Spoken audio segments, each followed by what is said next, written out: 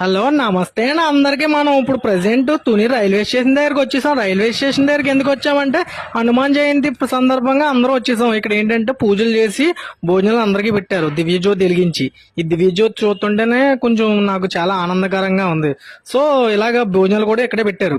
మనం ఇక్కడ భోజనం చేసి అందరికీ సేవ కూడా చేసాం. ఈ దేవుడి పేరు చెప్పి సేవ కూడా చేసాం. ఇదిగోండి చిన్న క్లిప్ అండి గుడి చూపించడం కోసం. అలాగే ఇంక భోజనాల దగ్గరికి వెళ్ళిపోదాం అండి. భోజనాల దగ్గరికి వెళ్ళిపోతే ఇక్కడ మన ఫుల్ రష్ అండి.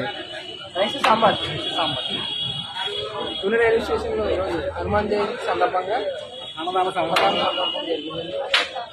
సో ఫైనల్ గా అన్నదానం కంప్లీట్ చేస్తాం. తీసుకోవాలి. ఇక్కడ స్పెషల్స్ ఏంటంటే పులిహోర, చక్కెర పొంగలి, బిర్యానీ అన్నీ ఉన్నాయండి. సో హనుమాన్ జయంతి కదా, వెజ్ బిర్యానీ అండి. అందుకే లాస్ట్ అయినా చూసారా జనాలు తగ్గలేదు. 11 గంటలకే స్టార్టింగ్ 11 గంటల స్టార్టింగ్ 3 అయిపోతుంది. అయినా జనాలు తగ్గలేదు.